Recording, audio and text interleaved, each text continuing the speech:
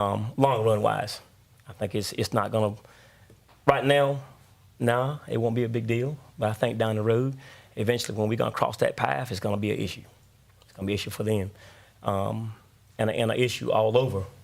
Not knowing what the cost is going to be right now, not knowing all this detailed stuff right now, not knowing those things that that's going to affect that right now, and then sticking our necks out, not knowing that, I don't think that's a good idea. I really don't. I think y'all done that before already, and we're in a mess now. Not knowing. Give me some examples. Oh, okay. Okay. If there are no further questions or comments from the commissioners, we can entertain motion at this time. We can get a motion to approve the ETJ expansion. Can I ask a quick question? Please. Matt, the question I have is regarding the map that was drawn when we found the discrepancies where it overlapped. Meyer. Yes, that. Is that something we should address prior to doing what we're getting ready to do? Do you have a copy of the correct map? Because that map was very misleading. It did show, it showed the line that went to Momire, but that was completely inaccurate because it's only 1 mile outside of the current city limits and anywhere that was expanded. And so that was absolutely inaccurate on that, and that really led to a lot of fears and misunderstandings about it. Well, I don't have it with me right this second, but I mean, the map was accurate in the sense that it showed the 1 mile radius, and it showed the fact that the 1 mile radius for Spring Hope and the 1 mile radius for Momire overlapped. And so what that means is if the town board does vote tonight to approve to move forward with ETJ, then the town of Spring Hope and Momire would have to get together and figure out where the halfway point is and figure out parcel by parcel which ones are going to be in Momire's jurisdictions and which ones are going to be in Spring Hope's jurisdiction. So that would have to come after you vote to expand ETJ. And then it's going to be the same thing with the county. Anywhere else where the line intersects with a particular parcel, then the landowner, the town, and the county would have to agree if that piece of property is going to be in the town's jurisdiction or the county's jurisdiction. Yes, thank you for pointing that But out. it's the same thing for Momire. Thank you for pointing out. That's a really important point, is that this is not an end-all, say-all for landowners' rights, because there is negotiations. Right. And there are concessions that will be made so that landowners are satisfied, that landowners have all their questions answered and they're able to have their due process. And so I'm glad that you brought that point up, because this is not a final end-all, say-all. The landowners do have rights. So does the county also do an open forum or a hearing on this before they take it up? Yes. I don't, no, I wouldn't think They have to vote on it. Well, I mean, I think they may have to ultimately vote on it, but they don't have an open forum. Well, I won't swear, but I don't think they would have an open forum. I wouldn't see that. There's no hearing at the county level? No, because it usually, not that I have a lot of experience, but Spring Hope hasn't done this a lot. But I think there's a major attempt for it to be amicable all the way around, and it would be only maybe a few exceptions where the landowner, the county, and the town, or the landowner, the town, and Momire didn't agree. So there you go. Sounds wonderful. But it's just, the hope would be that you would be able to get through the vast majority with mutual agreements. And it would be, I think if a disagreement came up and the town, the county, and the landowner cannot agree, then you may have to get into saying, well, a particular parcel, how much of that acreage is within Spring Hope and how much of that is within the county, and wherever there's a majority of the acreage that might control. But the same thing actually happens on the county line. There are some parcels that kind of bleed over into Franklin County, and there's some Franklin County parcels that bleed over into Nash County. And if you own a parcel of real estate that is on the county line with Franklin County, you don't get a Franklin County bill and a Nash County bill Franklin and Nash agree that some parcels that are on the line go to Nash and some parcels go to Franklin. It works itself out, you know. So you may own a piece of property that goes over into Franklin County, but you don't pay Franklin County taxes. And this isn't taxes, but it's the same concept. And also, extending the ETJ wouldn't put any additional strain on our water and wastewater. That's correct.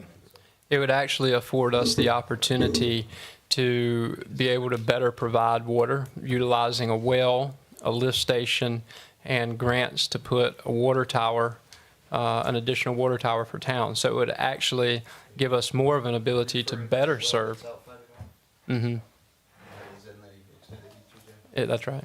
You got documentation for that? Or you just saying? No, it's, yes, we can provide that. But just be, so it would, but it wouldn't make sense for the new town manager to go around to every parcel and figure it all out and have that conversation with Momeyer and the county until you vote to do it. So you first have to vote to do it, before then you go through that exercise. Then it goes through all the concessions and the agreements with the landowners.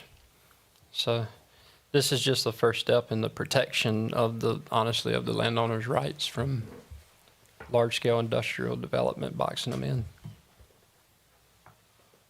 Great questions, commissioners, great thoughts. Does anyone like to make a motion to approve extending the ETJ? So moved. Do we have a second? Second. All in favor? Aye. Aye. All opposed? Motion carries. Thank you. Next item on the agenda is the paving program price proposals. We've got 2 engineers' proposals for multiple streets to be paved in town. This is coming from Powell Bill grant money. There was some questions about the cost of the engineers utilizing so much of the grant money versus just bidding it directly out to contractors, to paving contractors. Michelle, thank you for checking with the Powell Bill State Grant Fund and finding out that it could be bid directly out to paving contractors. Can you tell us more about that? Well, yeah, when I talked to the Powellville people, they said that there was no regulation that made us get a contractor, that it was really up to the town whether they wanted to use it, an engineer. It was really up to the town whether they wanted to get an engineer or not. And it would also depend on the severity of the project, like if it was, so large or so complicated that we needed an engineer. But there's nothing that says we have to have the engineer. Okay.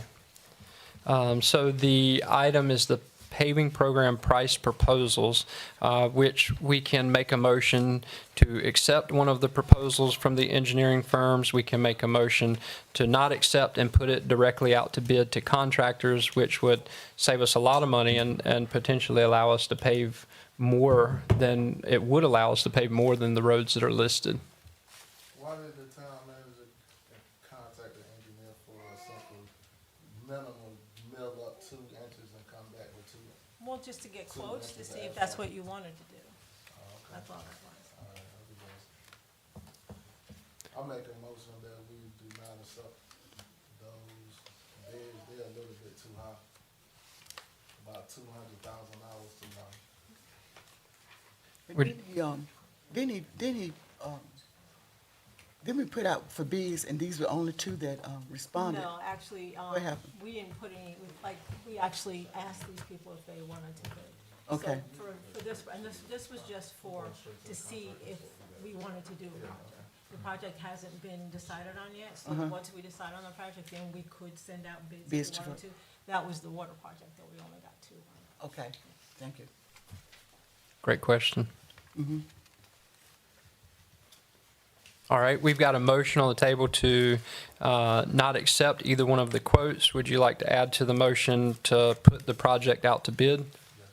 Okay, so we've got a motion to not accept either one of the engineering firm's quotes to oversee the project and put it directly out to bid to contractors that would be doing the work. Can I ask Bobby a question? Sure. Hey, on Virginia Street, where y'all did some patchwork, once we pave over there, are we going back down that road again to cut that up? What my suggestion was, to the manager when was here, before they pay these streets, That's right. let's go in there and replace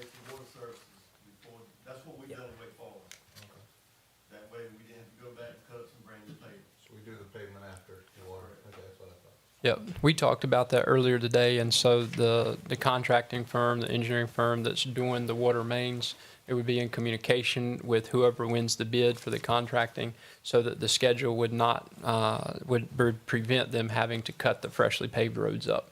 So the road paving, if there was a water main project happening on that road, the water main project, new water lines would be installed first before that road was, the final paving was done. Bobby, do we got somewhere to stop that mill?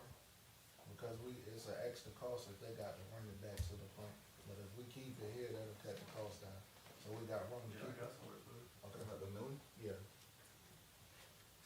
got uses for that, Bob? that's ABC comments, so, yeah.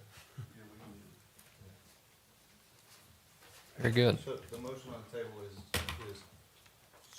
essentially to cut out the middleman, That's right. go straight to the contractor, Yep. save some money. Yeah. I could say, I second that. All in favor? Motion carries. Thank you, Commissioners. Next item on the agenda is the surplus property for the 2016 Charger. Michelle, can you go over that? And would the police chief like to add anything? Yeah, come on up, chief. Yeah, thank you. So the Charger that we have, January 1st, was the last recorded mileage on that vehicle, and it's got right at 96,000 miles. It's 10 years old. It's had normal routine maintenance. Everything's been fine with the car, but a known problem with that Pennstar engine that comes in the V6 Dodge Chargers is cam lobes and lifters. So over time with cold start, the oil takes too long to get to the top of the motor, and it wears the cam lobes off, and that's what's happened to this car. Getting a quote from it to get it fixed, where we get everything else fixed at AMS, which is by far the cheapest around here, is anywhere between $6,000 to $7,000 to rebuild that motor. With the car already having 100,000 miles on it, and to spend that on top of the catalytic converters in it, there's a check engine light on right now where the catalytic converters are clogged, that would be an additional probably $15,000 to $2,000 to replace all the cats. So with that, totaling probably somewhere around $9,000 for repairs, on top of it already having 100,000 miles on it and being in rough shape as it is, then that's the reason to surplus it. While it's still running, we can strip it, use everything out of it in the other car, and still be able to sell it surplus and get some money out of it before it actually blows up. What do you anticipate getting out of the old car, that surplus? Is there? I can guess, if I had to guess, I would say probably around 2,000 to 2,500. We gotta keep it. We gotta keep it. We can just put a motor in it. That don't make sense. How much did we Well, the pay motor's for it? probably- How much did we pay for it? Now that I don't know, that car was purchased before my time, I Yeah, would've that never was- bought it. That was the USDA purchase, I wanna say, I'm just gonna be guessing, I wanna say 28 maybe? 28,000. Yeah, Oh, yeah, we need to keep it. it was brand new vehicle, we Are you got saying 3 at one time, I think. He's saying the cost for repairs are upwards of 8,000 to 10,000? That's Yeah, just, we got two, but you need a backup car. I asked Michelle, you said those 2 old cars we got over there with tags and insurance, we need to sell them. We should be able to get 10 for them, both of them cars, just sitting over there with tags and insurance on them not being. I mean, just looking at Marketplace on the Crown Vics, they're going from anywhere around 2 to 2,500 as It's well. tax on, yeah, we'll sell them. Right. quick. I mean, I Pull the do, logos off of them, yeah. yeah, I think the Crown Vics, 22s on them. I think the Crown Vics could sell, but, they're reliable. That's the reason why I wouldn't want to sell the Crown Vics. They're reliable as a spare car. They're reliable as a car for the officers to be able to park their car to keep miles off of it when they go to training. They're reliable to get them to and from home while their cars are in the shop, but they're not reliable enough to put on the road to work every day.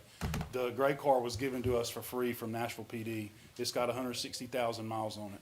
It's perfect for what it does. It sits over there as a spare for an emergency. The blue Crown Vic, that car was purchased, I don't remember for how much, that was with Chief Puckett. That was purchased from Wake Forest PD. The only reason why we keep that car over there is because it has a cage in it. So if the officers get dispatched somewhere where somebody's defecated on themselves, or they're bleeding, or something like that, and they don't need to get put into a fabric vehicle, then somebody can go get that vehicle, bring it over there so they can put them in the cage and transport them to the jail without contaminating their other vehicle, because it's got a plastic seat and it can all be cleaned out. The only reason that blue car is there is for that purpose. Nashville PD also gave us a Ford Taurus, the gray Ford Taurus. That is a reliable spare, but it's up in miles as well. It's got around 120,000 miles on that. If you're wanting to spend the money to fix a car, I would suggest spending money, because I also got another free vehicle from Tarboro Police Department. Got a 2018 Ford Explorer all-wheel drive. It only has 80,000 miles on it. It needs a timing chain and a water pump because it jumped timing. I got the vehicle from them for free just to simply get all of the equipment out of it to put in the black Explorer that I bought, the last black Explorer that I bought. I'm just wheeling and dealing, trying to get the best stuff to save some money. But as far as a vehicle to fix, the better vehicle to fix would be that Tarboro Explorer, because then we could put a $1,500 paint job on it, spend $3,500 or less on the timing chain and water pump, have an all-wheel drive vehicle that's inclement for the weather inclement, and it's a newer car with less miles. So you can fix it for cheaper. Go ahead. We spent $28,000 on the car before you got here, we gotta fix it. That's tax people's money, we can't send it to the surplus and get $2,000 out of it. That's totally up to the board, but I would highly recommend it not fix it. Business, that doesn't make sense. Commissioner Tony, you have been in law enforcement for a long time. You've probably seen and dealt with a lot of cars. Can you give us any insight from your perspective on this? Yeah. I like what the chief is doing. One, saving money on vehicles. Those vehicles are used for what the job does, police work. It's not made for luxury. It's not made for anything else. Getting rid of that car, if it's no good, get rid of it. I don't see where you're going to invest money into something that's not any good. Invest money in the better car because of the purpose of it, the way it works, the way he'll be using it. All that needs to be a consideration as far as what we keep and what we let go. You got I think so. a mechanic report, that's from your report. AWS. Okay. AMS.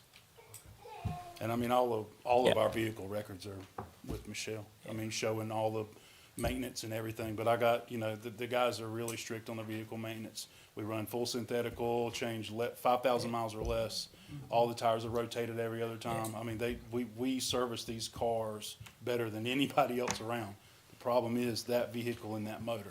It's just not a good motor. It's a terrible design engine. It's the Pinstar V6 that comes in those Chargers. It's something that I personally would have never purchased. It was done before my time. It looked good for the time, didn't I'm sorry? it? It looked good for the time, but it didn't. That's about all it did. Yeah. Yeah. So this is the situation for vehicles that I came into was all of the vehicles that were here were purchased brand new, and we were making payments on them at the same time. Yeah. So, which is not a really good idea to do, because in that situation, everything has to be replaced at the same time. So what I've done as vehicles have been wrecked and as they've been surplused and taken off, I've been buying really, really good used vehicles that we can get here from out of state that I'm purchasing without paying sales tax on. We get those, we outfit those, and we're doing it in a stagger to where when the town can say, okay, let's buy a new car, we can budget for a new car because we won't have to Yeah. buy 6 at one Right. time. We Yeah. can buy 2 this year, we can buy 2 the next year, and that's the way that I've got it staggered. Just like the last one that I just purchased. It is it's an older vehicle. I say older. It's a 2019, but it's only got 20,000 miles on it. It's only got 100 idle hours, and it still has the plastic in the floorboards. It's basically a brand new vehicle. Got that vehicle delivered to our police department for $18,500. That car will last us at least 5 years. So buying that car and taking everything out of that Charger and putting in that car also saves me money from having to buy brand new equipment to get installed. So I can buy that car for $18,500, take everything out of the Charger, have it taken out of the Charger and put into the Taurus, and be in the Taurus for $22,000, to where if I were to buy a new one and new equipment, you're looking at $55,000 plus. Yeah. So that's, and as Michelle can tell you, I'm very frugal with money. I pinch pennies everywhere I can. And I have finally got my head above water on these vehicles to where it makes sense. So it's been a journey, as she can tell you, but we're sitting good now. With the last vehicle that we got, if we were able to surplus that Charger. And like I said, by all means, if there's a vehicle that you want to fix, it's that 2019 Explorer sitting back there with 80,000 miles on it. Because all it needs is a paint job, and that's just simply because the decals were taken off by a bunch of kids at Tarboro. Instead of doing it with a heat gun professionally, they scraped it with a razor blade. So a couple of the doors have to be painted. There's no body work that needs to be done. Williams down the road has already quoted me $1,000 to $1,400 to paint the vehicle. To fix the water pump and the timing chain in that car, I've already put 3 of them in other Explorers and Tauruses since I've been here. It's $3,200. So you're talking $4,000, $4,500 to have that Explorer on the road and be 25 times better than that Charger. Okay. Any more questions for the chief? And that will also allow us to put that gray Taurus that I got free from Nashville PD over there as a reliable spare that could be used on patrol, instead of putting $15,000 to $20,000 in that Charger to just sit over there because it wouldn't be driven. We would spend that kind of money on that vehicle when, I mean, it's just a time to where, I mean, it was a poor choice in vehicles. It was, there was not a lot of choices at that time. It was either Dodge or the Explorers. A lot of people, Explorers were new. A lot of people weren't doing it. Dodge had the market. Dodge was the cheapest. The only new vehicle that I've ever bought since I've been here was that Dodge pickup truck. And the reason why it was purchased is because I got that truck for $23,000. What happened to the Hummer that was donated to us? It wasn't donated. That was a DOT. That's a military Hummer. It's over at the treatment plant. Oh, okay. Yeah. I go over there about once every week or two and crank it up and clean it out. Everything's good with that. It was ready for the inclement weather that just came in. Very good. Any other questions for the chief? All right. We can take a motion on surplus property for the 2016 Charger if there's no questions.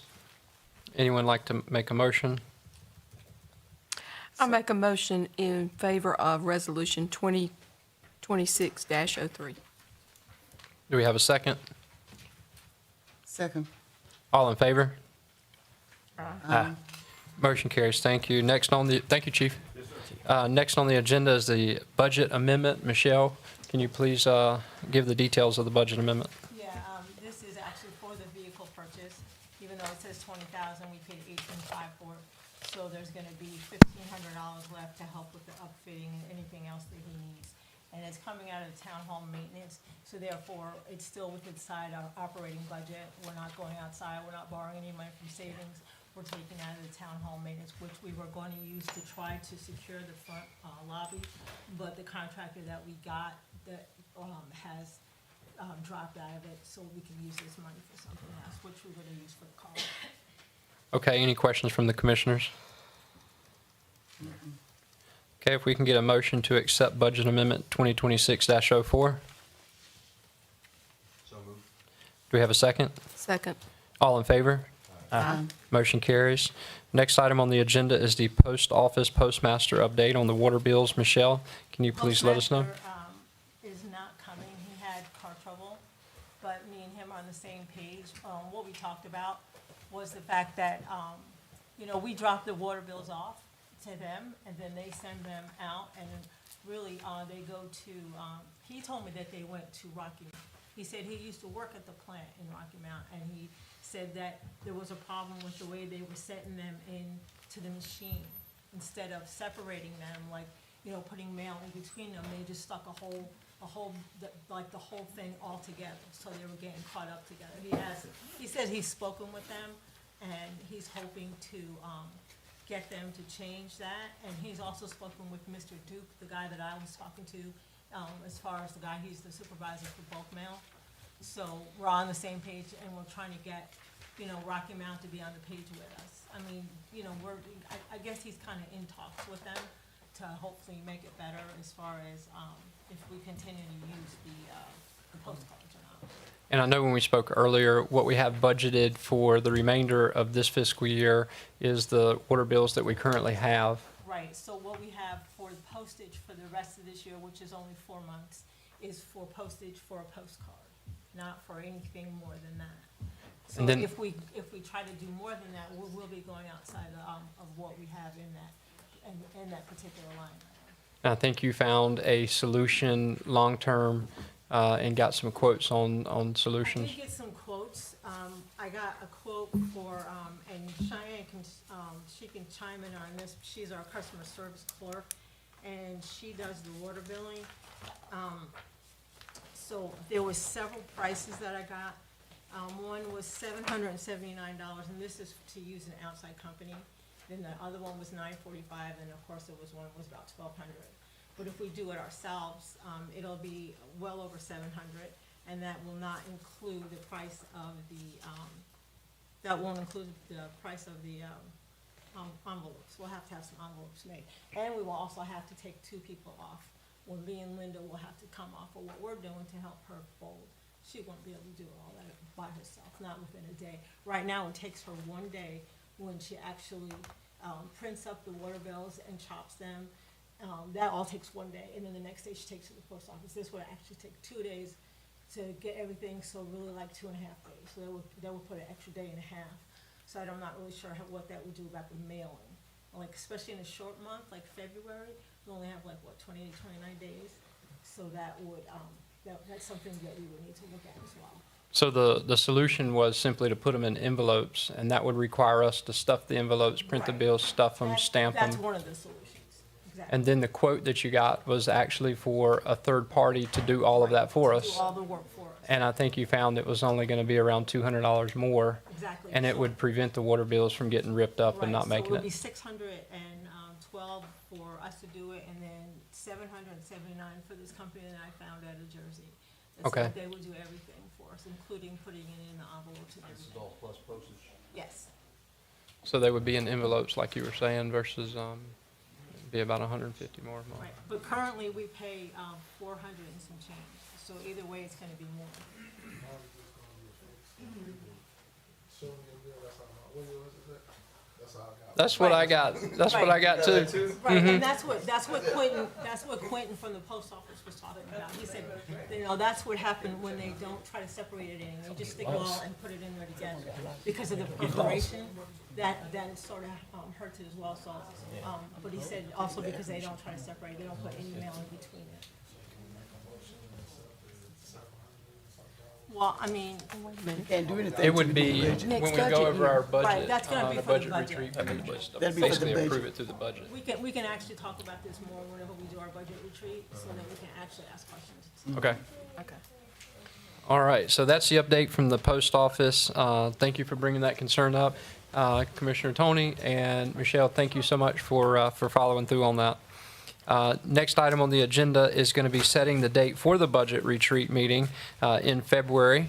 It is budget season, and so we need to pick out a date for that. And we've got February 18th, 19th, 25th, and 26th. If commissioners, if you'll please look at your calendar. And these are at 6 PM, right? Right. No, we can be flexible on the time. Typically, they've been in the morning. Oh, and That that would- messes me up. Like It 9 would o'clock. have to be at night because of It's the, the 18th of what? because 18th. of the operations of the, well, I mean, I guess if you guys wanted to do it in the daytime. It's open for discussion Yeah. amongst commissioners. Just look at your schedules and tell us what would work for you. If you need morning, if you need evening. Evening, It's on Wednesdays. evening works fine for me any of those days. Morning, only the 19th. So the 19th morning works for you, 19th. and then any of them evening? Okay. That's February. February. 18th, 19th. Is anybody else open the morning of the 19th or the evening of any of those? I work a job. What's that? I work a job. Okay, so evening better for you? Yeah, evenings definitely have to be better. Okay, Definitely even. okay, all right. So in this first budget retreat meeting, it's not gonna be that long. This is more about like what we think we need, so there's not gonna be any hard numbers. It's just gonna be like suggestions of the things that maybe say that Bobby needs or Nate or something, and things that maybe you guys, think that we should do for next year. That's right. So important things to you all commissioners that you'd like to see in the budget or things that you'd like to see happen in town. This would be not a very short, but a short meeting for you guys to bring your ideas to the table and to get those preliminary ideas so that hard numbers could be set. And of course, we will have soft numbers, of course, at the meeting. Does the evening work for you, Commissioner Tony? The 19th 19th evening? evening. Okay, 25th, 26th, morning or night. okay.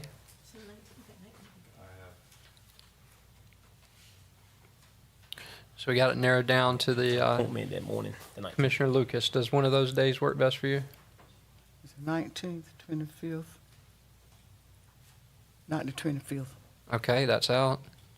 I will be out of town the 19th to the 22nd. What's that? I'll be out of town 19th to the 22nd. We gonna have to Zoom you. Is the 26th out for you, Commissioner Lucas? No, You can do that one? You can? in the evening. What time you talking about in the afternoon? 6. Oh, yeah. That's good. Okay, so Commissioner Lucas, Commissioner Brumfield, Commissioner Tony, you're okay with the 25th evening? 26, 26th evening. 26. 26, excuse me, 26. Are you okay with 26? Commissioner Tony?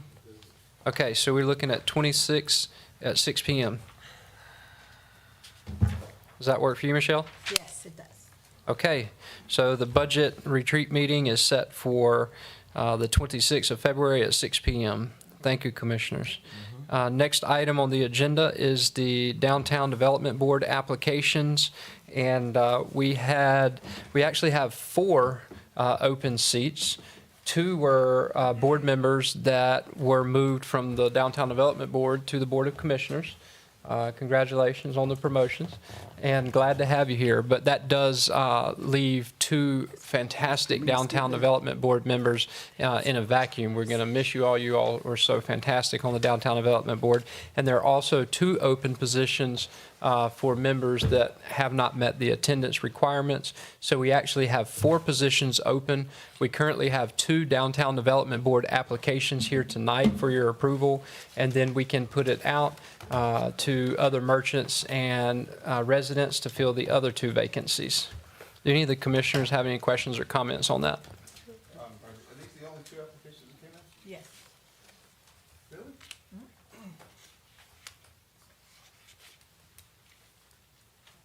I thought you talked to some people, I thought they put their applications in. Or is this one?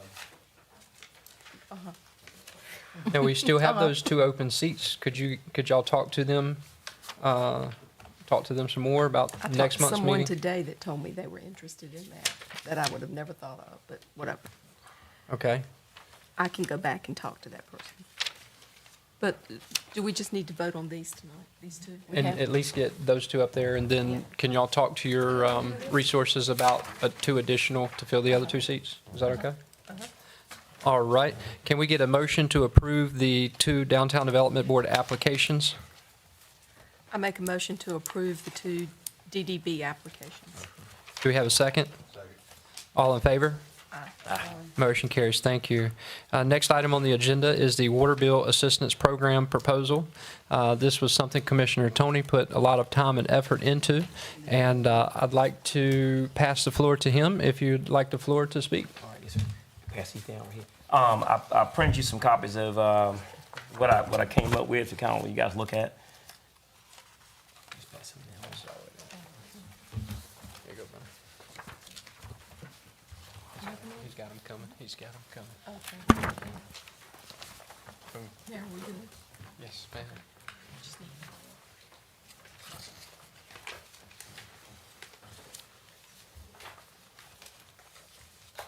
All right, everybody got a copy of it? Yes, sir.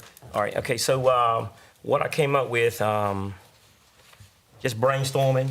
My wife, actually, coming from a city, you know, she was like, wait a minute, do y'all have any kind of assistance programs? Because our water bill is so high all the time. So I feel what the community's feeling, and also myself with my water bill. So we were trying to think of something to help the community here. So did a bunch of brainstorming and investigating and looking around, trying to find what other people were doing, what other programs were available, and how it helped their community. So we came up with a Water Bill Assistance Program proposal. As you can see here, the purpose of the program was to ensure that all residents of the town of Spring Hill, especially those on fixed or limited incomes, have continued access to safe and affordable water. Because of the rising cost of living and the basic utilities being a strain on everyone, we wanted a program that would target and support households promote fairness and community care.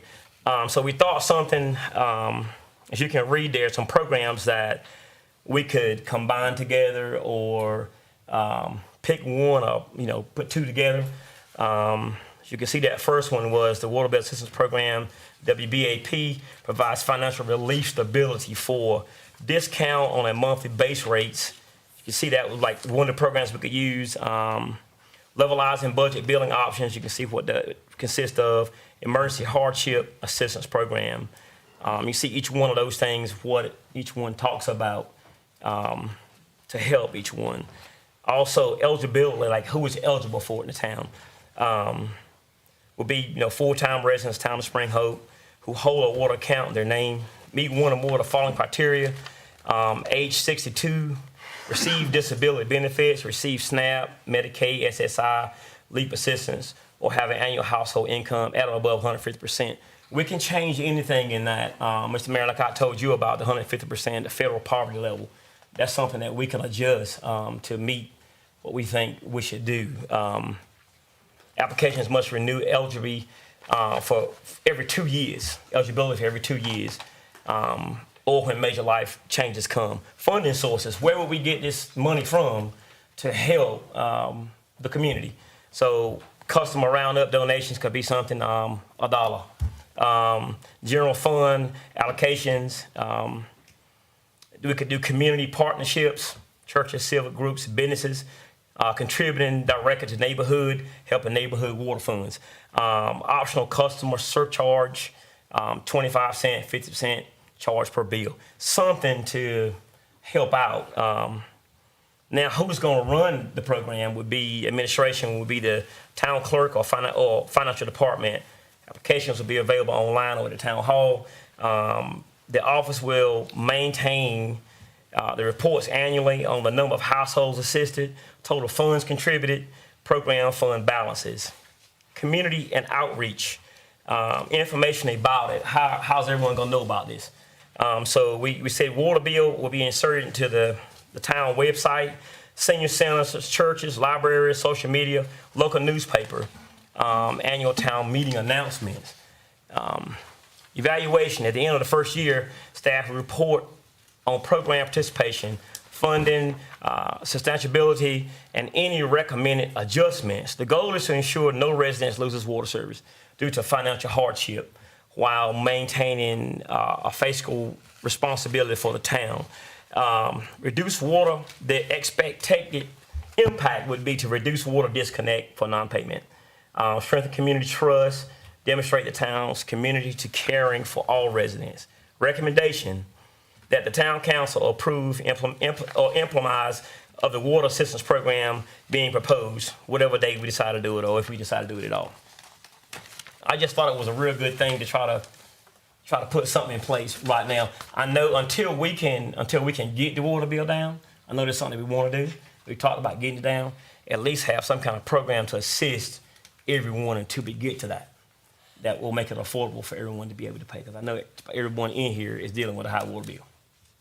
I don't know anybody who's not dealing with a high water bill. I think that this is, and Commissioner Tony, thank you so much for your hard work and commitment to the town of Spring Hope. Thank you for this.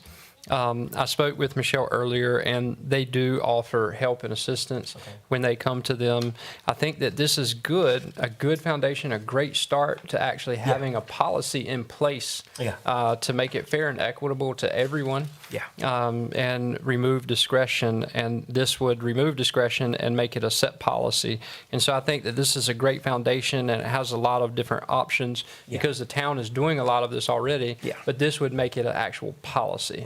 And I think that's a great idea. And you put a lot of different options in there, and I think it's great for discussion. And Michelle, do you have anything to say? Well, yeah, we are doing a lot of this already, and most of our elderly and our disabled actually get assistance from United Healthcare or Humana. They already pay, those insurance companies pay for them already. And we actually assist them with the instructions. Sometimes we help them and call for them. So we've been involved since the beginning with the insurance companies. We also have a relationship with Faith Christian Ministries. They send us donations for people all the time, and other churches and other places do. Now the town does, if somebody comes to us and they need help, they just have to ask. We will help them, we'll help delay, if we have to, we'll help delay payments. We also do payment plans. So it's not like we cut a bunch of people off. So like this past month, we had 915 water bills that we sent out, and we only cut off 11 people, which is a 1.2% cutoff rate, which I think is pretty fantastic. And 3 of those people only cut off because their bank drafts came back and they were on closed accounts. So that, you know, we can't do anything about that. And actually, we call them personally and say, hey, you know, you had a bank draft come back. Can you please come and pay it before we have to cut you off? So we give people every opportunity. And, you know, it's not like we just cut them off willy-nilly, Yeah. honestly. You know, I just know that the town consists of a lot of seniors. We have a lot of seniors in this town. Definitely. We don't, and we've only ever cut off maybe one senior, and that was because it was on a closed Yeah. account. And that was not due to him, it was due to his family. Yeah, and I know a lot of, like Green Tree, Yeah. people like, places like that. Yeah. They're having to make decisions now whether to eat or pay the water bill, because it's so high. That's true. The assistance is only good enough, they're getting a certain amount of money a month on a budget. So when that water bill comes and it's outside of that budget, what do? Because it's not the same every month. That's some of the stuff that I was talking about, and we could do it where it becomes the same for them every month, where they can put it in that budget, who's on a fixed income, to say that, hey, this water bill is $90 every month. And they can budget it right into that money that they're getting every month, and it's guaranteed that they have that amount of money every month. Because right now, it's not. Some months mine's 151, some months it's 251. Depends on what's going on and how much money I'm using, or if my toilet don't flush. Or if it stays open, it's running, I don't know it's running, and it's running water in the toilet, you know? So I mean, that's just, that's just the jump I'm talking about. By that's not the same every month, you know? It fluctuates. So to have something like that in place specifically for them would be, I think, essential. Fixed income, senior citizens in this town. I think it's Could great. you take the water bill assistance proposal that he came up with, and can you marry it and merge it with what we're already doing mean, we and come up can, with some and- kind of a policy to Yeah. discuss at our Right. budget retreat And meeting? I think that I think we're gonna have to discuss this a little bit more. Yeah, Because I it's think that- gonna be, absolutely. it's gonna be a little bit, complicated to get it, to whereas, you know, like the software company is able to, figure out who needs help and who doesn't need help. Not only that, are we gonna do this every single month? Is this one time a year? I know I was looking at Rocky Mount, they might do it twice a year, and it's not like an every month thing. Yeah. And that's the only thing is about, the budget. I mean, water and sewer is just now recovering from the deficit, so we can't go backwards. And I'm not saying, Yeah. that we don't wanna help people, because we do, like I said, we do it every month. But we're just gonna have to figure a way so it doesn't hurt the fund.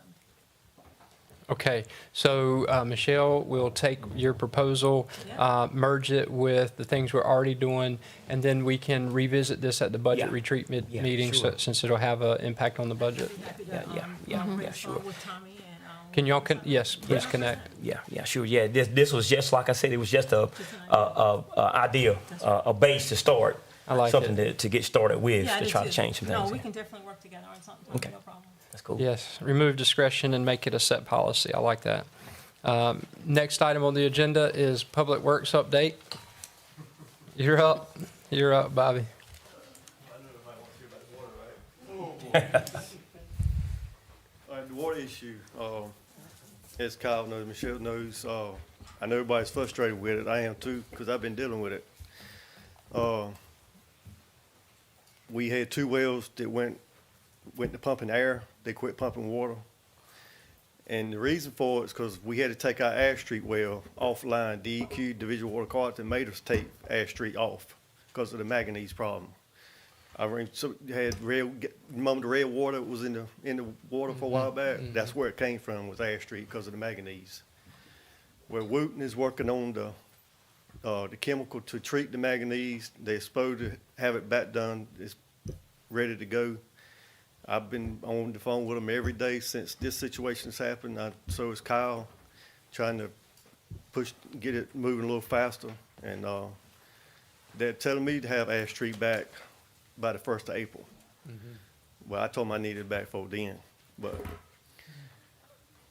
the water pressure had gotten a little bit better as today, but we had to make a decision to take the school well back offline. The well driller, Charles Underwood, the people that we use, suggested that we lower that pump lower in the well so we could pump a little bit more water out of that one.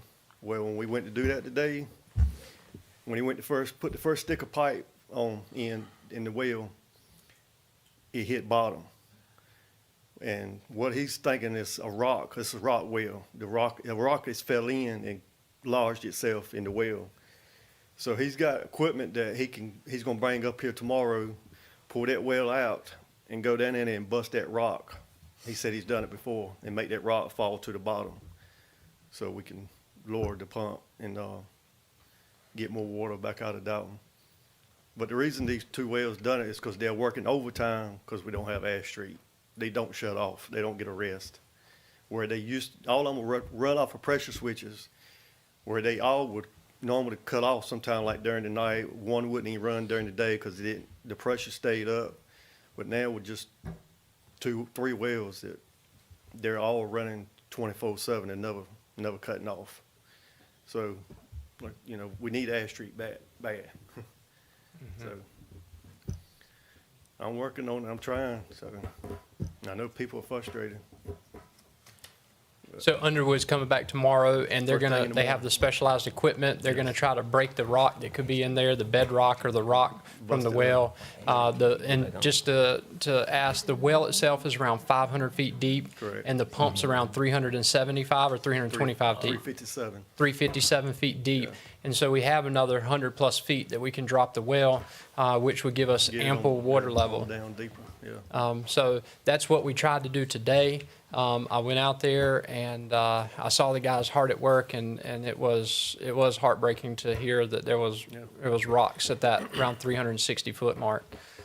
So tomorrow we'll have a better update for everyone. I had water when I came here. The pressure is not perfect, but I was able to get a shower on the second My story. phone been going off the whole time. The phone calls are coming back again. I knew they were. I mean, just, Yeah, I just got a message that, you were water. So what's the alternative? yeah, I knew it was gonna drop it back down, but I mean, we had to make a decision whether. Yeah. If that doesn't work, what's the alternative? What's plan B? We gotta get Ash Street just as quick as we can. Hook, You said April. yeah, I mean, that's what, I mean, I've been on him every day. I'm telling, I'm pushing him, but, and I told Kyle today, I mean, I'm trying. Is it the engineer or what is it? No, it's the rock and, I know I'm oh, saying- No, he's talking about the I'm Ash talking Street. about something, Yeah, with the manganese. it is engineering and red tape. And so that's something we can, I'll work with you on tomorrow. I'll see what kind of phone calls we can make about speeding that up. Stuart, when I messaged him too, they were looking at April. So we're gonna look at some emergency operations through DEQ. So I can, work with you to reach out to Shadi Escaf, the director over at the DEQ, and we can see if we can get some type of emergency operation for that Ash Yeah. Street well. I mean, I hate to do it, but and I know it was gotten back pretty, it was decent today. It was. It was real, I mean, it was decent. At my house, Yeah. it was this morning. But, So has the school been notified over there? yeah, I've been talking, I talked to them again after when we found out this evening, I talked to them. Okay. He said, the school said they didn't have no issues today with it, When did Underwood give you a time that they would be back out tomorrow? just first thing in the morning. First thing in the morning? Yeah. Okay, so we should have some more updates tomorrow morning. Okay, Yeah. all right. So we sending this out, so, phone call? Yes, Yeah. send out phone tree updates as we get them. Okay. Okay, all right. Send one tonight. All right. Any more questions from the commissioners? Okay, thank you, Bobby. Okay, next item on the agenda is the technical review process for minor and major subdivisions. And we've got Sean, hello. Thank you for being here. How you doing? Okay, welcome. Ordinance. We had a meeting over in Nashville that I had to attend to first before I could get down this way since we had on the record, but I was glad to be here. Under the mayor's discretion, he asked me to look at the ordinance to see what we had going on with our subdivision, minor and major, in the town ordinance. After reviewing it and comparing it to the town of Nashville and the town of Bailey, where I kind of serve as the plan development director for Nashville and the zone administrator for the town of Bailey. Under the minor subdivision, every town is operating the same way that Spring Hope is operating for minor, which is 4 or less, having it done with staff approval in-house and not having to go out. Under the major is kind of where we wanted to kind of look at a little bit more in depth tonight. The mayor and I think the Board of Commissioners want to have the TRC established also with some other oversight in major subdivision review. Per your ordinance in section 24.59 on page number 4 in your packet, if you have it with you, you see right now it does have a section in section B where it says preliminary plat reviewed by the technical review committee and approved by the subdivision administrator. So that would say anything that is 5 or more would have to go to the TRC. And coincidentally, the TRC is pretty much in Nashville. We use department heads of the respective departments that attend TRC that I invite. We also invite our town engineer to come on call. We also send recommendations out to the school if it's a major subdivision that we know could cause a detrimental suspension on Nashville Elementary, same thing for Bailey Elementary. Also, we send coordinates out to the Nash County DOT, have their representative take a look at it.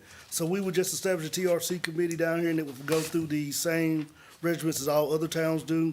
Also, another addition, the commissioners and mayor kind of directed me when they were knowing on this ordinance was also having some oversight where the planning board could be involved with this. So pretty much what we would do is just adopt the ordinances that I follow, well, not I follow, the town of Nashville follows and the town of Bailey for major subdivisions. After it reviews TRC, TRC makes recommendations and comments. We send those comments and recommendations to the developer of the subdivision. The developer has a right to challenge those comments and recommendations or comply and redevelop the subdivision. Once that's done, then after TRC has approved it, it would go to what the new portion of the ordinance will be, which you'll see in red. It would go to the planning board, and the planning board will review the construction plat or the final plat. The planning board will make recommendations. They're not here to get into the status of how we're gonna build the neighborhood. They're just here to look at the plat to see does it meet the ordinances and put an extra set of eyes on it upon staff review. Once the planning board reviews it and makes their recommendation for approval, it would then come before the town board of commissioners where they will make the vote to approve the plat and have it recorded at the Nash County Register of Deed Tax Office. So those will be the additions right there. Of course, tonight, we cannot act on it because you have to do a public hearing, advertise for a text the ordinance amendment, have to send out in the newspaper for at least 2 consecutive weeks, post the front door, and try to put it on. If you guys do use social media, you can't use it as a way of advertising it, but you can put it up to let people know that we will be discussing it. So those would be the recommendations that I think was brought before us. And also in the final plat, same thing, we just follow the same plan, TRC, Planning Board, Board of Commissioners, Commissioners vote, then we get it recorded and approved through the Nash County Tax Office. So those were the plans that were asked to be taken a look at with that. So, Mr. Mayor and Board of Commissioners, as we said tonight, is just discussion and open discussion and talk. Is there any questions from the board or the mayor on this that they advised me to look at in the town ordinance? I want to ask a quick question. Yes, sir. You didn't mention the fire department and the police department, part of that technical review? Yes, sir, they would be, and I'm sorry about that. I truly apologize. I know it was in the email, but we would just have the public works director, the on-call town engineer, whoever you guys use, the planner, whoever the town planner is, the fire chief from the volunteer fire department, and most time with volunteer fire department, you guys all volunteer down here, right? Yes. Volunteer is kind of hard to get somebody, so what we'll do is line up with the chief. If he has a lieutenant or somebody that he knows can review stuff, we will line that up, and then also the police chief will be involved with it. And North Carolina Water and Soil? Nash County Water and Soil Erosion? Soil and water will only be involved for subdivision at the beginning phase. What we would do is if we had a subdivision submitted, we would send over to Mr. Cole Strickland, his department. He would send his team to go out and make comments. They would not attend, but they most of the time just send their comments to be read out loud if they have any concerns. Also, we will have in DOT with have respects to them. Also, any major impact to the area will go anybody from Nash County Schools. Most time we send out to Angela Miller, and she designates to the right person to take a look at and send comments on school staffing. Would it be overflow population of the school? Can the school handle? And public health. Yes. Public health is one we do not use in either town I do, but if you would like to see that added, we could. But I think from the respects of the department heads over here at the town, also for soil and water, from the county school systems, and also DOT, I think that would be substantial enough. Okay. Commissioners, questions? Bill, looking in our ordinance, and I did quite a bit of research into the subdivisions section.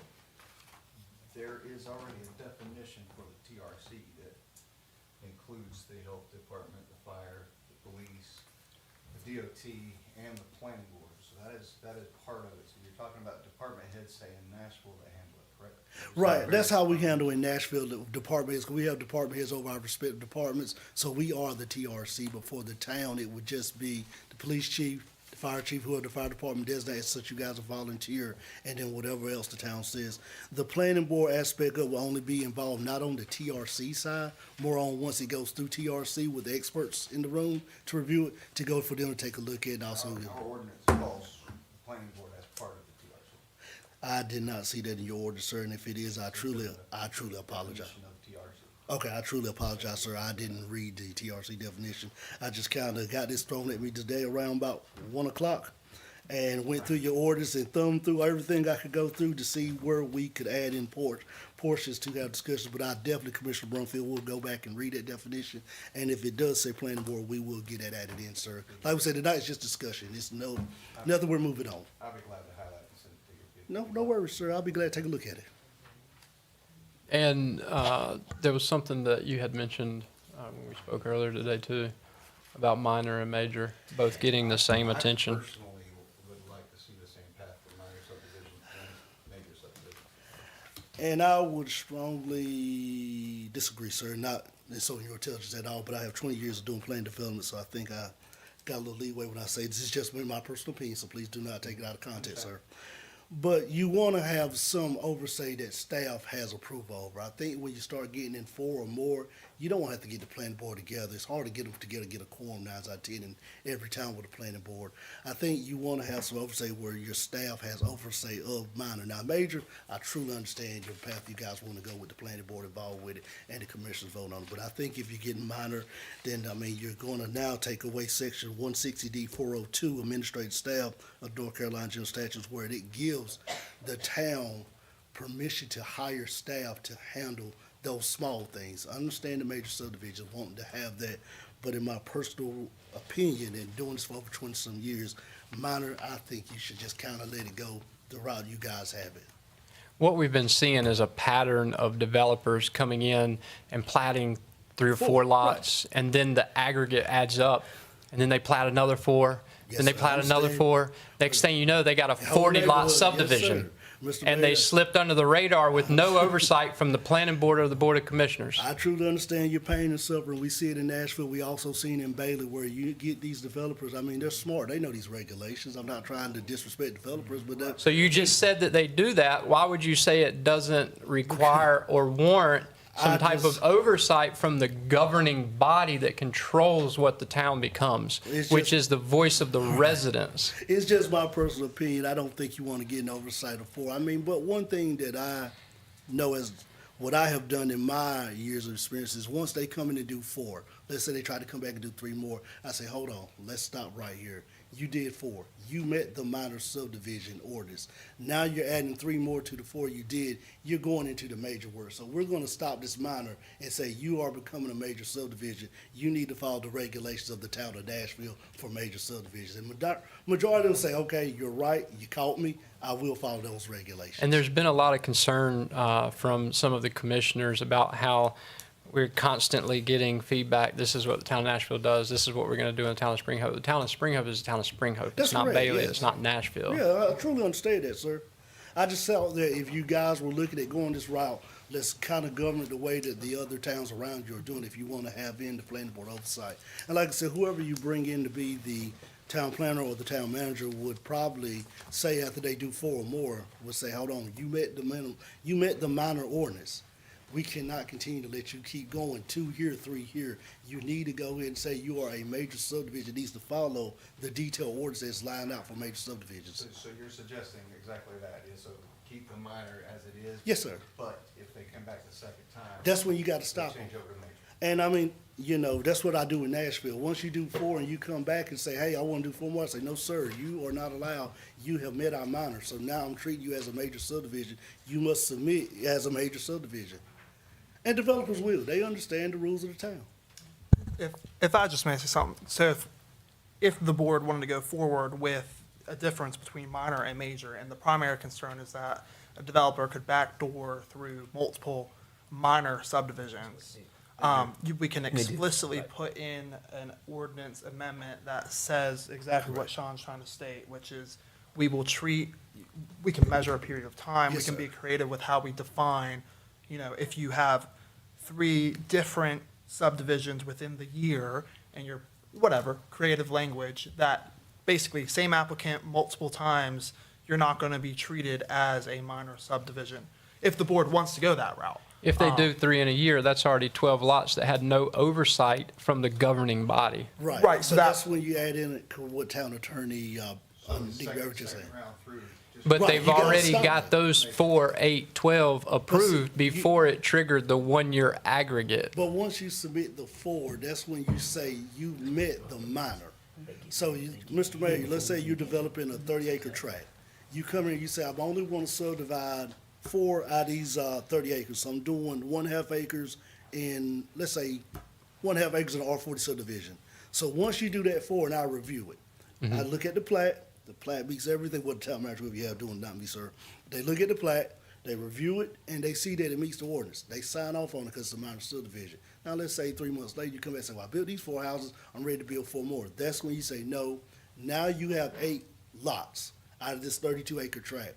You are no longer a minor subdivision. Our ordinance says anything 4 or more is a major subdivision. You must go by the stipulations. From after number 4, anything you bring back must go by this ordinance. So it doesn't matter if it's a year, it just matters once they do 4. Yeah, If they once they come do back 4. a second That's time, correct. it automatically triggers It major should trigger subdivision. to So go. they can't get a second 4 in. No, They sir. get that first 4, they Right. come back, the whole thing goes as a major subdivision. That's how we treat over in Nashville, sir. I know Okay. you don't want to compare Nashville to Spring Hill, but that's just how we do it. That protects us from having someone skirt the system.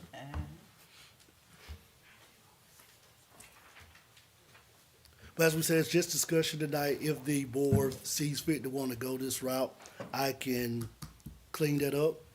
Commissioner Brumfield, take a look at that TRC definition. I truly apologize, sir. Thank you.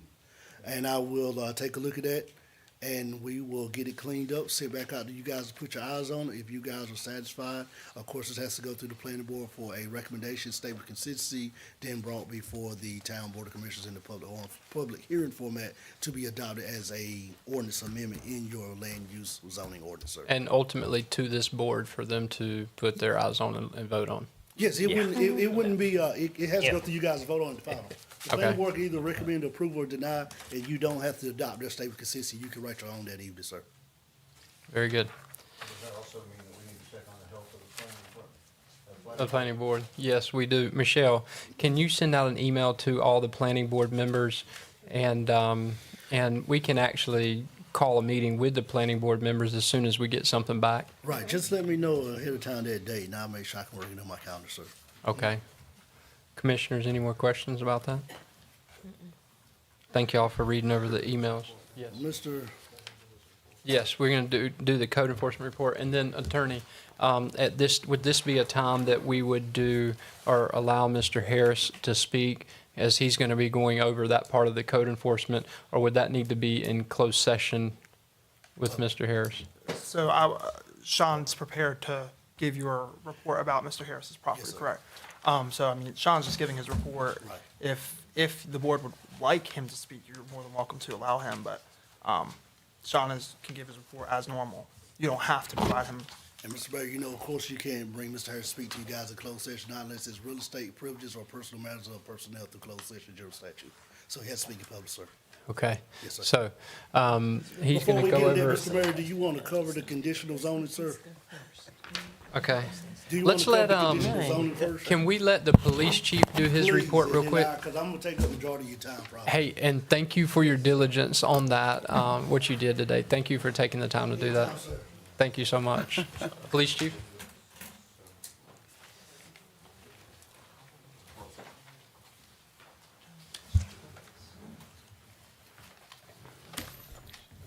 All right, this month of January, we had five total listed incident reports.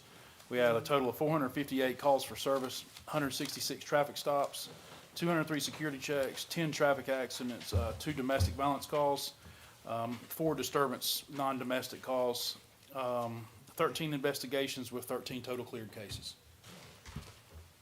Okay. Thank you, chief, for keeping us safe. Is there any questions for the police chief? Thank you for being here, chief. Okay. Let's see. Town report. Spring Hope Chamber. Would anybody like to speak from the chamber? Okay. No one from the chamber. And we'll jump back into the to the code enforcement. And thank you again for your hard work. The report for February, the problems, I think majority of the support you guys get in the daily emails that I send out of updates, so there's no reason to hammer in all this stuff. You guys know about the hearings that we had with the 3 properties on South Pine Street. All 3 owners are making good strides towards trying to get those properties back up to par. I think the only thing we issued out 8 zoning permits, which you guys are aware for the subdivision that is being built out there off South Big Woods Road. That's done. Mr. Mayor, you want to do the code enforcement, or you want to do conditional rezoning first, sir? You please tell me. What was that? Would you like to do the code enforcement report first, sir, or you want to look at the conditional rezoning? We'll go through the code enforcement first. Yes, sir. Mr. Mayor, as you know, at the last town hall meeting, Ms. Jeanette Butcher, and excuse me if I mispronounced your name, she came and complained during the public comment session of the property, which is slated at 206 Hopkins Avenue. Before that, we kind of had found out through a request that this property need to have another inspection done on it. So I went out and conducted an inspection. And when we conducted that inspection, we did cite the property owner back on December 31st and gave him to January 14, 2026 to clean the property up, which was remove all the junk items from the property and clean the property up to town standards, accumulation of trash and junk, clean to our property town standards. Mr. Mayor, if you look on, you and the board, look on your report. We gone back several times, sir, since then, and I'm getting everything in order, sorry about that. We went back on January the 1st, property was still in the same condition. Went back January 17th, same pictures, same condition, just different time of the day. We went back on January 26th, same pictures, just different time of the day. We went out on February the 5th, same condition. We have not checked it as today, but after checking it on Sunday when I came into town, it was in the same condition. So, Mr. Mayor, what I am asking tonight for the board is, in the state of good faith, and Commissioner Tony said we want to give people a chance and we want to work with our citizens, which was his speech last month, I am asking the board to recommend that we give Mr.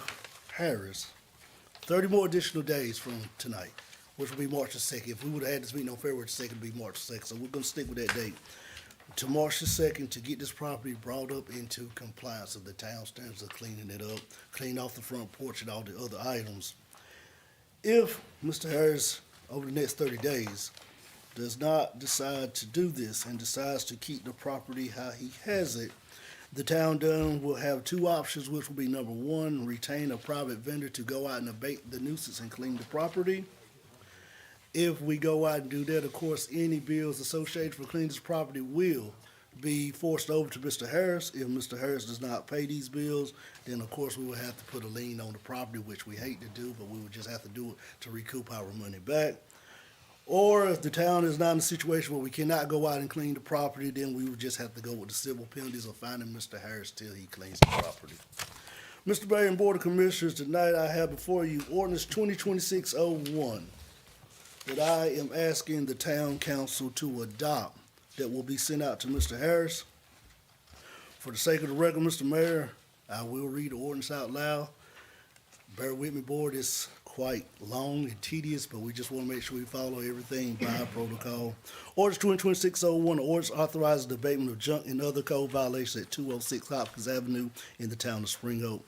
Whereas the town of Spring Hope Code Enforcement Officer Sean Lucas has inspected the residential property of 206 Hopkins Avenue in Spring Hope, North Carolina, as shown on the official map of the town of Spring Hope and recorded at Book 3, 114, page 390, with a PIN number 2860-1841-0670, respectively in Nash County Registry. And whereas after repeated inspection by Code Enforcement Lucas, 206 Hopkins Avenue continues to have junk and other code violations on the property which cause fire and safety hazards, harbor rodents and vermin, contribute to neighbor blight, disease, vagrancies, and dangers to children of all, which constitutes a public nuisance per section 10.3 of the Town of Spring Hope Code Ordinance.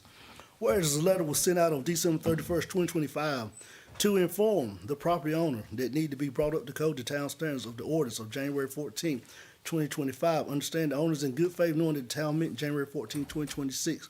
And whereas the owner of the above have failed to cure the deficiencies and to remove the code violation of section 10.3 of the town of Spring Hope. Whereas 168-193 states that a city shall have the authority to summarily remove, abate, and ratify everything in the city-town limits or within 1 mile thereof that is dangerous or projectile to the public health and public safety. Now therefore be it ordained by the Town Board of Commissioners of the Town of Spring Hope, North Carolina as follows. Section 1, that the town manager or his or her agent is authorized and hereby ordered to proceed forthwith to have the code violation removed from 206 Hopkins Avenue after a visual inspection of the property on March 3rd, 2026, conducted by the Town of Spring Hope Code Enforcement Officer. Section 2, that a lien be placed on the property for the cost incurred for said removal to be by the tax collector of the Town of Spring Hope or Nash County as a special assessment in accordance with North Carolina General Statute. Section 3, that a copy of this ordinance shall be forwarded and recorded by the Register of Deeds of Nash County, and the notice of lien shall be recorded with the Nash County Clerk of Courts approved and adopted. Second day of February 2026, attest Michelle Collins, the town clerk. William Cal Pritchard, the Town of Spring Hope's mayor. Mr. Mayor, that is our report right here, sir. That is my recommendation that we continue, as I said, send Mr. Hopkins a letter, let him know he has 30 days to clean the property up. If it's not cleaned up, either the town will go force of having it clean, with the bill being abated over to him to pay, or the town will begin issuing civil penalties, sir. We did also post a door and let Mr. Harris know that his attendance would personally be required tonight. It's not mandatory, but we did ask him to be here since we will be discussing his property to give him a right to maybe address the board or to hear what the town's decision is, sir. Mr. Mayor, I yield back to you and the board, sir. Is the board okay if Mr. Harris addresses the board? Mr. Harris, would you like to address the board?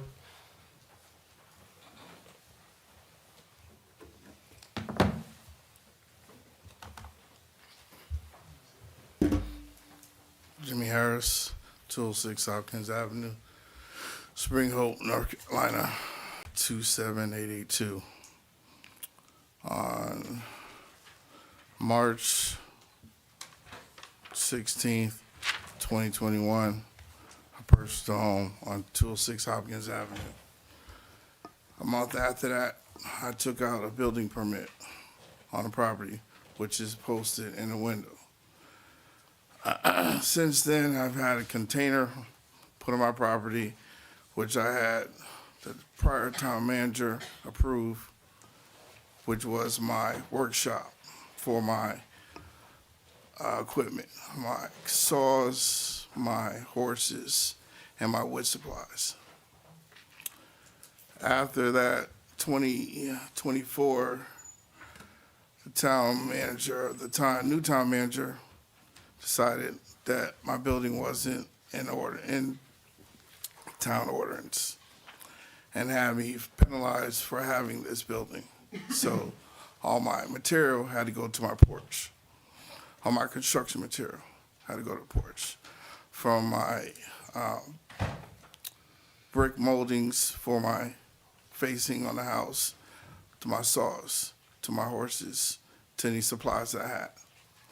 Those are still on my porch because that's where I come outside and I cut my materials at. As far as any junk around my property, I don't have any junk around my property. And especially if there is anything, as in my property, I would challenge anyone who doesn't have anything on their property as far as what is and on their porch and as what is considered in the town ordinance. I have a swinging chair, a bench, and my dog. Like I said, left-hand side, I have my workshop where I do all my cutting at.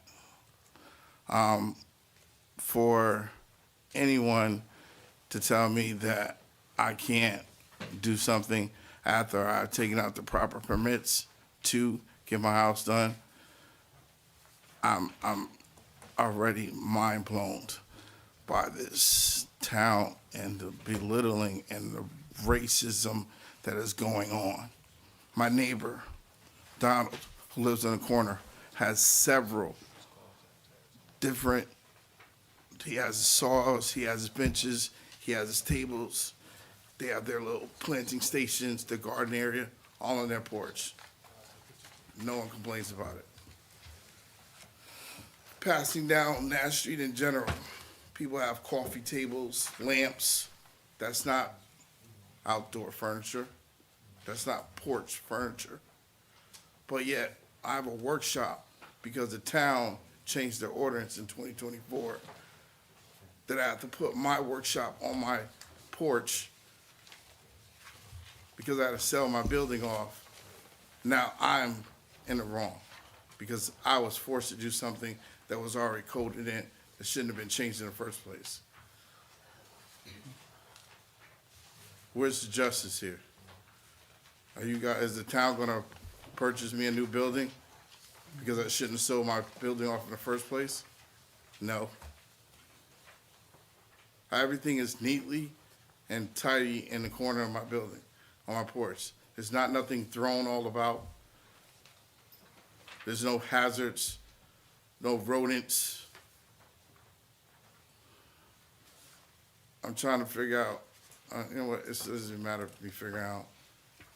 Since I moved to Hopkins Avenue, I've been attacked. From getting a notice every 2 weeks about my grass being too grown high. If a car, I have 5 vehicles, so you're telling me my vehicles have to go because I don't drive them every day? No. Yeah. So he got the vehicles is okay. Can you clarify these pictures? So Yes, that's sir. right, 'cause we don't understand these pictures. Like, yeah. The vehicles are not in question, sir. So what's in these pictures that need The to stuff be behind the vehicle, sir, we, Railroad as good ties. stewards of Okay. safety, The railroad top, yeah, let him know, write it down, cause we need, Yeah. we need to get it into this. we as good stewards of the town and personal safety do not try to go on nobody's property. We try to get good pictures from the side, so the vehicles you see are not what's in, there's nothing wrong with the vehicles. Okay. It's the things on the side of the property and on the front porch that we're trying to address. Mr. Harris, I'll So go you back. just need to clean the stuff off the porch But- and the stuff on the side. Can And you what we're asking the clarify, board to do like, tonight is to, so that he understands Yes. what needs to go? Can you show in the I can go pictures? by there and we can walk through everything and we can deem it. In what needs 30 to- days, have you came, knocked on my door and asked me or talked to me about anything on my property? Mr. Harris, that's not the job of the town. We just send a letter out and we tell you what needs It's to be not the done. job, so it's not The the job of the town. town is just to enforce tell the me ordinance. What's wrong with my property? But you get the But letter. you wanna send me a letter saying my property's not in order. Well, Mr. Harris, you beg your So pardon. That he makes sense. Mr. he Harris, said can I he'll ask you a go out question? there Can I ask you a and question, Mr. go Harris? over. He said in 30 days, I have not knocked on his door, but in 30 days, have you contacted the town? And did you shouldn't have respond, to. did you I'm not respond to gonna the complain email I about sent you the other day? I'm not the one complaining about. Sean, when can we get a date that you can go out there? We don't got. That's right, Commissioner Tony. We Let's can, end this. yeah, we can schedule a date and we can, I'll get with Mr. Harris offline. We'll You schedule a got his date. phone number?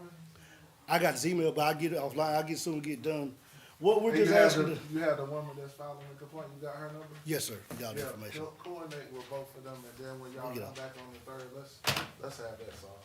'Cause Well, we got bigger issues than the beef. willing to meet with? Right. Not really, I'm gonna be honest with you. I'm tired of this right here. I'm being railroaded to clean up, to move my merchandise off my property. So is the town adopting the orders to send a letter out to Mr. Harris tomorrow, let him know that he has 30 days to get it done, and we can address in the letter the items that need to be cleaned up? Is that what I hear the consensus of the board this evening? Yeah, we kinda told the complainant that we already had that since she put that letter on his door. So we kinda like already adopted it. No, that was just a letter inviting him to come tonight. That was nothing Oh, to say we okay, adopted. okay. So Well, what we I need the board, misunderstood. right, Yeah. what we need the board to do tonight, Commissioner Tony, for clarification, make sure that you understand me, is we need the board to make a motion to adopt 2026-01 orders of the town of Spring Hope, stating that we will give Mr. Harris 30 days, and we'll send a letter out. By March the 2nd, we will address the items in the letter that we think need to be removed or either put somewhere out of sight in the letter, and then we'll go back out on March the 3rd. If these items are not addressed, then the board will have two choices, either one, send a private vendor out there to remove the items, or two, begin issuing fines, which we don't want to have to do neither one of them. That's why we're trying to give them an extra 30-day grace period to get these things Can I happening. ask a question that may be an affordable fix without having to get rid of stuff? If, in that one section where that chain link fence is, if there was a wood, just two-panel wood privacy fence put up and all that stuff was put behind the privacy fence, would that suffice? I think that would be a good way right I there. have a permit to put a fence up on my yard. Yes, he had a permit that he applied for back on It doesn't expire. March 29, 21 to put a section of a 4-6 privacy fence enclosed the rear yard extended to the front yard to the property C attached sketch plan. Of course, being that it was 21 and he never did It was a that. 6-foot privacy fence? Correct. Yeah, that For per- the whole property. Right, but that permit has expired. Of course, you know in the front you can do. The permit expired? Yeah, you never done Permit- it. You never done permit it. doesn't expire. Yes, sir, it's only due. When you don't comply, you do it within a year, it expires. Any developer builder can tell you that, sir. I believe we got a That's few. what they told me at town hall, but again, different manager. So we What can, about the Nass fence? County is What not about that the way. fence he got up already? I see it in the picture. that fence, Is that part of the fence he supposed to put up? So you tell me I That gotta pay for a chain, permit that again? chain, that chain fence? You're talking about an actual solid privacy that's fence, Correct. so nothing can be. Exactly. yes, sir, if you. Could you get us, could you get a couple of sections up and get the stuff that he's So, talking about the- moved? The board is telling me I have to pay for a permit again? Yes, sir. Oh, I'm not the board, but I'm speaking on behalf of the town wardens. wow. You have to because you're putting a new So fence y'all up. changed the ordinance and then fine me for my building that should have been grandfathered in and I should have been fined at all. And y'all cost me over $4,000 for me to sell my building. Now I gotta pay again for a permit on a fence. How Wow, much is the permit? $150. I think the town's zoning permit is, I have to look it up in the That's fee schedule. $250. No, I think the town's zoning permit is only $55, $50. This is my- I gotta look and see what it I is on said, how the much fee is the schedule. zoning permit? The zoning permit for the fence is $55. $55, yes, sir. Is it on the form when it expires? Yes, ma'am, it expired on, he applied on March 29, 2021, and it expired on March 29, 2022. Is it on the form, how long he has till that expires? Ma'am, I cannot address that. All I can tell you is that most people who are in this line of business know within a year, your permit is done. I'm not in the fencing business. Right, well, I mean, I bought a home. And anybody here who buys a permit, you're telling me that doesn't. So Nass County told me my permit, my building permit to my window doesn't expire till the final permit comes through. It's not a year later. but see, It's you not gotta, a year later, it's not 2 years later. I can Ms. Harris, what you gotta on a understand, building have permit. have you called an inspection on the property? Yes, I Waive the have. fee for the If you called an inspection, the permit keeps going. When you stop calling it, don't. But we're talking about the zoning permit for the fee. Hey, Mr. Harris. Not the Dash County building This is permit. what we're gonna do. With the board consent, we're gonna waive the fee for the fence and adopt that ordinance. Can you comply with that? Cause we don't need to go back and forth. I mean, we got a lot of other things we need to address. And, I don't know the woman's name. She keep coming here. We got to work together. We all live in this town together. This lady's trying to railroad me and so she can purchase a home and tell me now that my paint on my house is wrong. Now, we won't get into that. Yeah, she said that tonight, she said that tonight, but we looking at the point now that we're gonna waive the fence. I mean, I can clean Come up to the- everything on the We just- boards. yeah. and The board has to have make a it done. decision. yeah, I'm asking, But yeah. I'm gonna need more than 30 days because the ground's still outside and I'm gonna need to put find a building and put a building up. That's I don't what think we takes can time. go over 30 days, cause he got it in the thing, and the lady's been here, this our second time, right?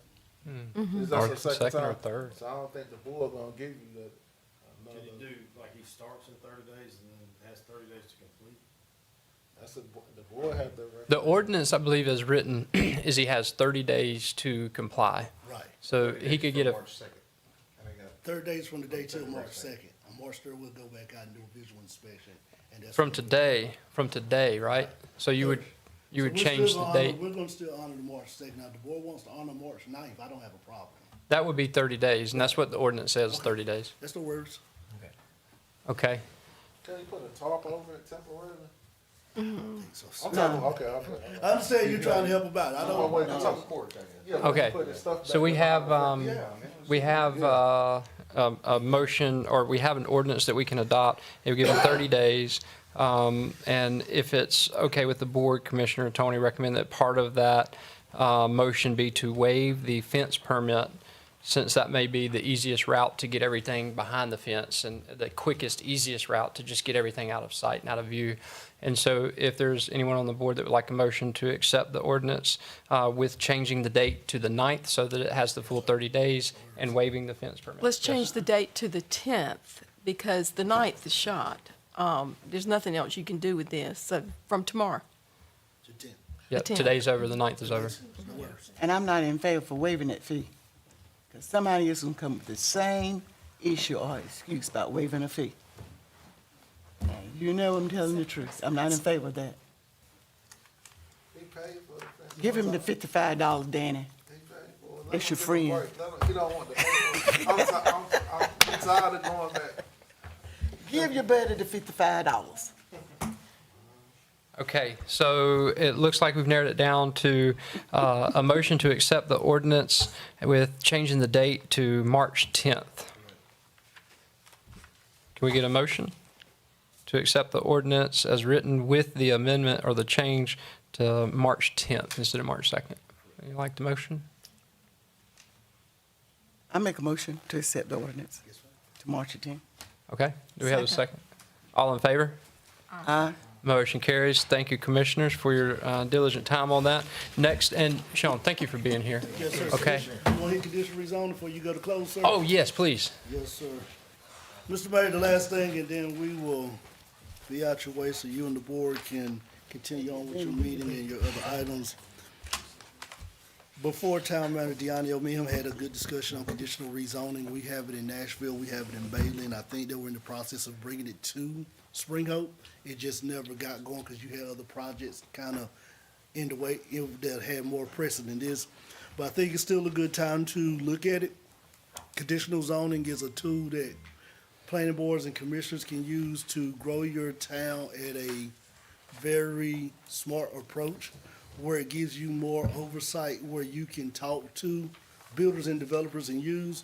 We've been using conditional zoning, and I hate to keep bothering using Nashville, since you said Nashville and Spring Hope are totally different. We've been using it for about 2 years now, and we, not speaking on our council, but if they were here, they would tell you they love it. Conditional zoning is a way where you talk to the applicant. If we rezone a property, let's just say we rezone the town hall, which is spot zoning, but we'll just use it hypothetically to light industrial. And Commissioner Brumfield comes to the application and says, I want to rezone this property light industrial. He presents to the board, town staff gives their report, board votes that night to rezone to light industrial. Every use in that light industrial that's permitted with developmental standards, or permitted with special use permit granted by the Board of Adjustments, Commissioner Brumfield has the right to apply for it, and you can't deny it. Now, unless it's a special use permit, and you deny that. With conditional zoning, Commissioner Brumfield once again comes now and says, I want to comply for conditional rezoning for the town hall to be rezoned, conditional rezoning light industrial, non-residential. With that, Commissioner Brumfield then has to tell us what uses he's going to do. So he has to look at that table of allowed use chart and say, these are the choices I want. Now, it's up to the town to accept all of them, or it's up to the town to say, okay, we're going to modify and tell you what we think is better fit here. Also, the town can put conditions on that rezoning that Mr. Commissioner Brumfield, I hate to use for example, sir, but he would have to adopt, he would have to consent to. So that evening, if you did approve it, let's say he wants to approve it, conditional zone light industrial to put a coffee shop here. the town board's approved, they say, well, we want the coffee shop to close every afternoon at 7 PM. Or it can't be open past 11 PM. Those are conditions you can put on the rezoning that he has to contest to with signatures saying he agrees to that before the rezoning is active and approved. I think it is a great tool that the general statute did get corrected in Raleigh to utilize for towns, especially small towns, such as the small towns in Nash County, surrounding areas. I think if the board really had this in your toolbox, in your ordinance, it would definitely help you guys with your growth and with your rezoning. So right now, when someone comes for a special use permit, that's a quasi judicial decision. And so it would be appealed to the courts of North Carolina. With the conditional zoning, it would give the Board of Commissioners, the person applying would have to pick which specific use in that type of zoning they were going to do. And then that would give each one of the commissioners an opportunity to say, hey, we want a vegetative buffer in front of this building, or, you can't operate by this hour, or you have to include sidewalks on both sides of the property. It would give the commissioners the opportunity to say, okay, one specific use, and we want this, this, and this as part of this conditional rezoning. So it gives the board more control over how it looks and feels and blends into the surrounding part of Spring Hope in the community. And they don't have to pick one. They could pick 10, 12, 15, 20. They could pick everything in the chart. It just tells the board where the board will say, okay, we understand coffee shop, but we're not gonna say adult establishment. We're gonna scratch that one. We understand restaurant, but maybe something a little heavy mercantile. No, we're not gonna scratch that one. And then the applicant has to agree to those uses that the board says, okay. Most time, the applicants know when they go conditional zoning, they know what they want to do. That's the only use, whether it's 1, 5, or 10, is the only things they want to do on that piece of property. So they're not going to ask for the whole table allowed use, or they're only going to ask for what they need because they want to get it passed. They want to get conditions that they know that they can live with, because these conditions stay with the conditional rezoning. Now, of course, if they want to change their mind and say, hey, the restaurant didn't go too well, so now I want to come back and do a packing, ship, and supply little post-print shop, you have to come back and reapply to the board to get that approved and amended. So they have to go right back to the planning board. Planning board has to either agree or disagree, bring it to the commissioners for a statement consistent to be agreed upon or denied. Okay, and will this be put in the form of an ordinance or something to adopt next meeting if they choose to? If we want to go that route, we have to do the same route with the stuff we're doing with subdivision. It has to be modified and go through the public hearing, the legislature, have to planning board, all that stuff. Okay. Do y'all want him to write that up and go through the public hearing and process? Okay, I do. thank you. Okay. Does the county do this too? They do. They've been doing it with a lot of their subdivisions, and that's where the town of Nashville, we saw the county doing it, and then that's when the council said, hey, Sean, can you work on getting us something over? And since we had in 2 years, every rezoning that's gone through Nashville the past 2 years has been a conditional rezoning. So basically, as it stands, we rezone something, or it's kind of a big blanket statement, so they can do just Right. about what they want to. Right, and see, with conditional, you lower it down, out flat rezoning. Once you say that, once it passes and you seal the gavel that it's been approved, the developer or whoever it is can come back the next day, and whatever's in that chart that's allowed by permitted with additional standards or special use, they can apply for. Very good. Is it true, make sure I understand, Yes, sir. that under that scenario, it gets approved by the staff? Right. Under conditional- under the conditional zoning, it comes back to the board? Yes, conditional zoning is just like a rezoning, so when they come apply, it'll already been through the planning board. It'll come here for the public hearing, just like a rezoning. It's just, you're not giving them the whole table allowed use, you're only giving them what they're asking for. What did you say is staff, Under the current scenario, if something is zoned, like he says, for Residential. or for a restaurant or residential, right, I mean, and then they walk in the town hall and they apply for it, then it's a staff decision Right. that they either, if it's zoned for restaurant, then they get a zoning permit for a restaurant and it just stays in town hall office. Right. Under the conditional rezoning, then it would start off in town hall, but it ultimately would come to this board to make the final decision Planning on the board and the conditions. board. Right, I mean, there's a whole lot Yeah. of process to get here, Yeah, but like then, Yeah, I like It's that. just as And with the protected as conditional rezoning, even if it's still allowed, most people that are gonna apply for are gonna be the ones that wanna rezone their property. They just don't wanna go through the out flat rezoning, because they feel like, let's say you got a residential and you got a lot right here in ETJ that's kinda adjacent, that they wanna do light industrial. They feel like that's not gonna pass, because now once you give it light industrial, anything at that table, once it passes that rezoning, you gotta outright give it to them, if not, you're violating the state statutes, or not, give them. Right, you gave them that blank check.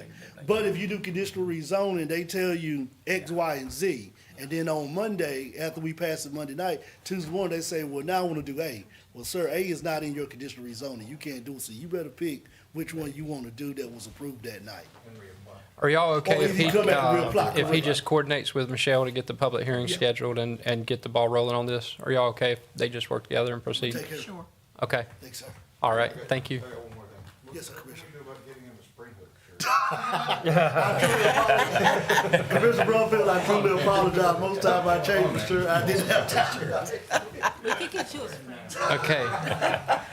That concludes the public agenda, and now we've got to go into closed session for contract and personnel matters. If we can get a motion to go into closed session. Second? Second. All in favor? Motion carries. Thank you.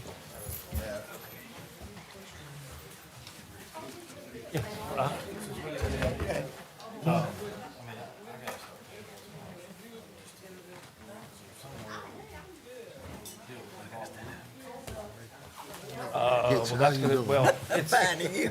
I'll let you know after. What's up, man? Mr. Luke. Heels, boy, they jacked up, man.